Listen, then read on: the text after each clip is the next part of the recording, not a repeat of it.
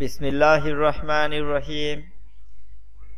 হিসাব বিজ্ঞান অনলাইন ক্লাসে সবাইকে স্বাগতম। আজকের পাঠ হিসাব বিজ্ঞান দ্বিতীয় পত্র, শ্রেণী দ্বাদশ, সপ্তম অধ্যায়ের খ অংশ, বেতন ও মজুরি। পাঠ উপস্থাপনায় মোহাম্মদ আতাউর রহমান, প্রভাষক হিসাব বিজ্ঞান, সিরাজাবাদ রানা শফিউল্লাহ কলেজ। সপ্তম অধ্যায়ের দুটি অংশ রয়েছে, একটি উৎপাদন ব্যয় হিসাব এবং অন্যটি হচ্ছে বেতন ও মজুরি হিসাব।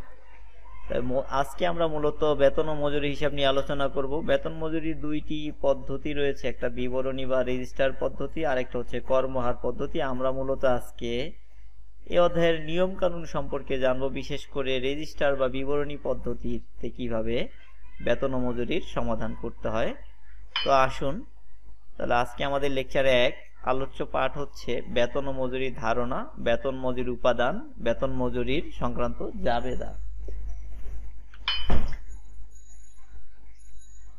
এখানে শিখন ফল হচ্ছে বেতন ও মজুরির ধারণা পাওয়া যাবে, বেতন ও মজুরির উপাদান সম্পর্কে ব্যাখ্যা করা যাবে, বেতন ও মজুরি সংক্রান্ত জাবেদা করা যাবে।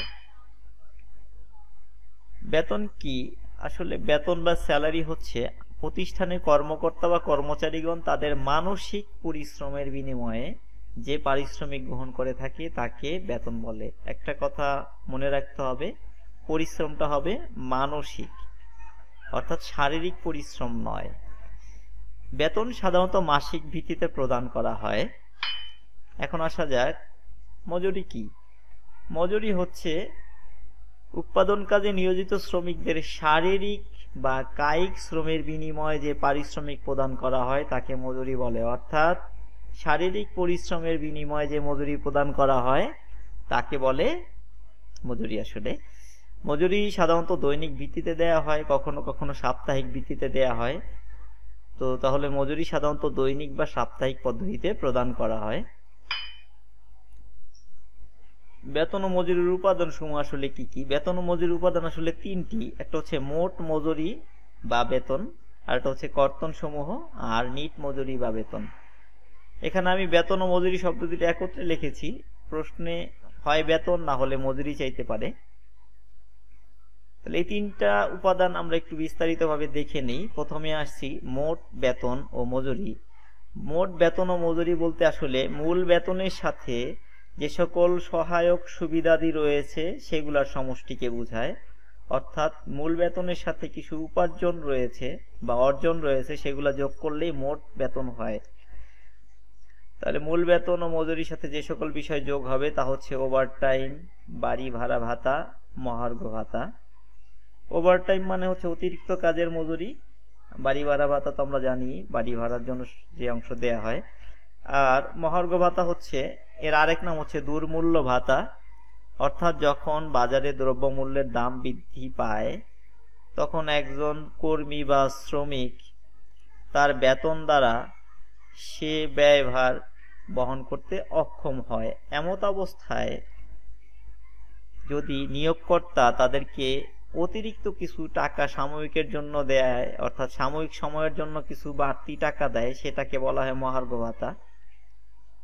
তাহলে আমরা ব্যাপারটা বুঝতে পেরেছি। আসলে মহার্ঘ ভাতা তো সাময়িক সময়ের জন্য দেয়া হয় যখন বেতন বৃদ্ধি করা সম্ভব না হয়।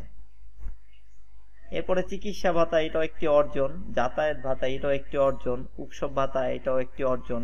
অন্যান্য ভাতা, আরো অনেক ভাতা থাকতে পারে, সব তো লেখা সম্ভব না। আসলে আমরা যেগুলো প্রয়োজন সেগুলো লিখেছি। এরপরে আসা যাক কর্তন সমূহ। কর্তন সমূহের মধ্যে ভবিষ্যৎ তহবিলে কর্তন, প্রভিডেন্ট ফান্ডে কর্মীর জমা বা দান, কল্যাণ তহবিলে দান, যৌথ বিমায় দান, আয়কর, জরিমানা, অগ্রিম কর্তন এবং অন্যান্য কর্তন। এগুলো হচ্ছে কর্তনের সমষ্টি। আমরা কর্তনও চিনে নিলাম।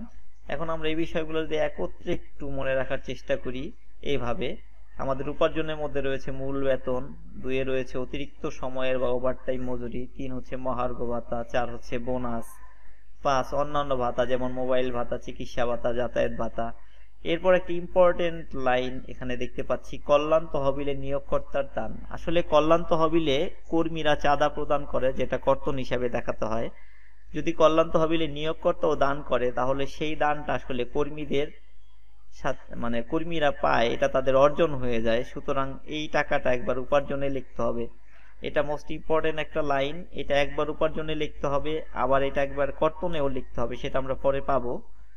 এবার আমরা কর্তন সমূহ দেখি। কর্তন সমূহে বিভিন্ন ফান্ড বা তহবিলে কর্মীর দান, যেমন প্রভিডেন্ট ফান্ডে দান, কল্যাণ তহবিলে দান ইত্যাদি কর্তনের মধ্যে যাবে। অগ্রিম কর্তন যাবে, আয়কর বাবদ কর্তন যাবে। এবার 3 নম্বর লাইনে আবার চলে এসেছে কল্যাণ তহবিলে নিয়োগকর্তার দান। নিয়োগকর্তা দানটা একবার অর্জনে লিখতে হবে আর একবার কর্তনেও লিখতে হবে, এটা একটু ভালোভাবে মনে রাখতে হবে।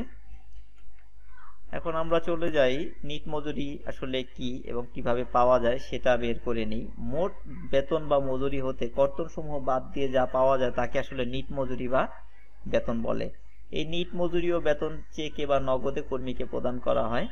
তাহলে নিট বেতন বা মজুরি নির্ণয়ের সূত্রটি এমন: মোট বেতন ও মজুরি মাইনাস কর্তন আদি বা কর্তন সমূহ। এক নজরে আমরা একটু নিট বেতন ও মজুরি নির্ণয়ের একটি ছক বা বিবরণী দেখে নেই। এর শুরুতে রয়েছে উপার্জন সমূহ। উপার্জনের মধ্যে মূল বেতন ও মজুরি, ওভারটাইম, বাড়ি ভাড়া ভাতা, মহার্ঘ ভাতা, যাতায়াত ভাতা, চিকিৎসা ভাতা, উৎসব ভাতা এবং অন্যান্য ভাতা ইত্যাদি যদি যোগ করি তাহলে আমরা পাই মোট উপার্জন। এবার মোট উপার্জন থেকে কর্তন বাদ দিতে হবে। আমরা আগে একটু মোট কর্তন নির্ণয় করে নিই। কর্তনে ভবিষ্যৎ তহবিলে দান, কল্যাণ তহবিলে দান, যৌথ বিমায় দান, আয়কর, জরিমানা, অগ্রিম কর্তন এবং অন্যান্য কর্তনের সমষ্টি হচ্ছে মোট কর্তন। এখন আমরা এই মোট উপার্জন থেকে মোট কর্তন বাদ দিলে নিট বেতন ও মজুরি পেয়ে যাব। বেতন ও মজুরি সংক্রান্ত জাবেদা। মূলত বেতন মজুরি সংক্রান্ত 3টা জাবেদা করতে হয়, তবে কখনো কখনো 4টা জাবেদা করতে হয়। যদি প্রভিডেন্ট ফান্ডে নিয়োগকর্তার দান থাকে তাহলে একটা বাড়তি জাবেদা করতে হয়। তোমরা প্রথমে আসি।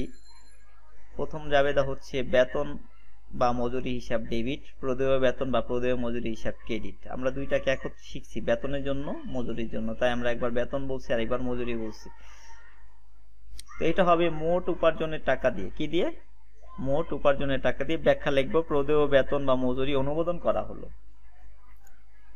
এরপরে আমরা যেটা করব সেটা হচ্ছে প্রদেয় বেতনটাকে ডেবিট করে দিব মোট যেই উপার্জন ছিল সেই টাকা দ্বারা। এরপরে ক্রেডিট করব ভাউচার হিসাবে। এই ভাউচার হিসাবের টাকাটা আমরা একটু পরে লিখছি, তার সাথে আমরা ক্রেডিট করে দিব সকল কর্তনের সমষ্টি। তাহলে কর্তনের সমষ্টিটা লেখার পরে যে পরিমাণ টাকা থাকবে সেটি আমরা প্রদেয় ভাউচার নামে ক্রেডিট করব। ক্লিয়ার? এরপরে আসা যাক প্রদেয় ভাউচার হিসাব ডেবিট এবং নগদান বা ব্যাংক হিসাব ক্রেডিট। অর্থাৎ নিট বেতন যে টাকাটা থাকবে সেটাই আমরা প্রদেয় ভাউচার হিসাব ডেবিট, নগদান হিসাব ক্রেডিট নামে লিখবো বা ব্যাংক হিসাব ক্রেডিট নামে লিখবো। এই টাকাটা কর্মীকে নগদে বা চেকে প্রদান করা হবে। এরপরে 4 নাম্বার জাবেদা একটা স্পেশাল জাবেদা। যদি প্রভিডেন্ট ফান্ডে নিয়োগকর্তা দান থাকে তাহলে আমরা এইভাবে জাবেদাটি করব: প্রভিডেন্ট ফান্ড হিসাব ডেবিট, প্রদেয় প্রভিডেন্ট ফান্ড হিসাব ক্রেডিট। ব্যাখ্যা লিখবো: প্রভিডেন্ট ফান্ডে নিয়োগকর্তার দান। এই ছিল আমাদের জাবেদা। জাবেদাগুলো ভালোভাবে মনে রাখার চেষ্টা করবেন। এখন আমরা অঙ্কে কিভাবে এই বেতন বা মজুরি বিবরণী দেখাবো সেটা একটু সাজিয়ে নিই। আমরা প্রথমে লিখবো প্রতিষ্ঠানের নাম, তারপর এদিকে বিভাগ, তারপরে বেতন বা মজুরি বিবরণী, তারপরে মাস, সাল, বছর লিখবো।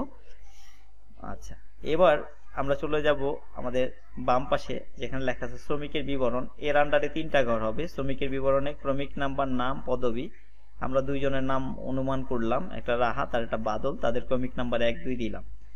আচ্ছা, এরপর আমরা চলে যাব এই ডান পাশে। ডান পাশে আমরা 3টা ঘর রাখবো: একটা নিট বেতন বা মজুরির ঘর, একটা চেক নাম্বার আর একটা স্বাক্ষরের ঘর।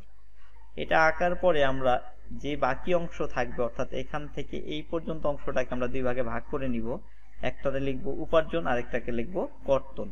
এখন আমাদের যতগুলো উপার্জন থাকবে সেগুলা লিখবো, তার সাথে একটা অতিরিক্ত মোট উপার্জন লিখবো। অর্থাৎ যতগুলো উপার্জন থাকবে তার থেকে একটা বেশি ঘর রাখবো। তাহলে মূল বেতন, মহার্ঘ ভাতা, যাতায়াত ভাতা, চিকিৎসা ভাতা, ওভারটাইম, মোট উপার্জন। ওকে, এবার কর্তনে চলে যাব। আমাদের যে কটা কর্তন থাকবে সেখানেও আমরা একটা ঘর বেশি আঁকবো মোট কর্তনের জন্য। ধরি আমাদের 2টা কর্তন ছিল, প্রভিডেন্ট ফান্ডে দান, অগ্রিম কর্তন। তাহলে আমরা একটা অতিরিক্ত ঘর রাখবো মোট কর্তন। এখন এই মোট উপার্জন থেকে মোট কর্তন বাদ দিয়ে দিলে মূলত নিট বেতন পাওয়া যাবে। আমরা নিট বেতনটা এভাবে নির্ণয় করব। পরে আমরা সবগুলোর যোগফল নামিয়ে দিব। আর নিচে একটা জিনিস খেয়াল রাখতে হবে, এখানে 4 জনের স্বাক্ষরের ব্যবস্থা আছে: প্রস্তুতকারক, প্রধান হিসাবরক্ষক, ব্যবস্থাপক, ক্যাশিয়ার। যেহেতু আমরা আসলে পরীক্ষার খাতায় উত্তর করার জন্যই শিখছি, আমরা মূলত এই নমুনা ছকটি এঁকে রাখবো, এখানে কারো স্বাক্ষর প্রদান করব না। এই স্বাক্ষরটা আসলে দেওয়ার মতো কেউ তো নাই। আমরা যখন বাস্তবে চাকুরি করতে যাব তখন হয়তো আমাদের অফিসার বস বা অন্য কেউ থাকবে, তারা এখানে স্বাক্ষর করবে। আপাতত যা শেখার উদ্দেশ্যে এখানে সাজিয়ে রাখা। তো এই ছিল আমাদের আজকের ক্লাস। নিরাপদে থাকুন, অর্থাৎ নিজে নিরাপদে থাকুন, অন্যকে নিরাপদ রাখতে সহায়তা করুন, মনোযোগ সহকারে পড়াশোনা করুন। আর লেকচারটি শেষ পর্যন্ত দেখার জন্য সকলকে অসংখ্য ধন্যবাদ।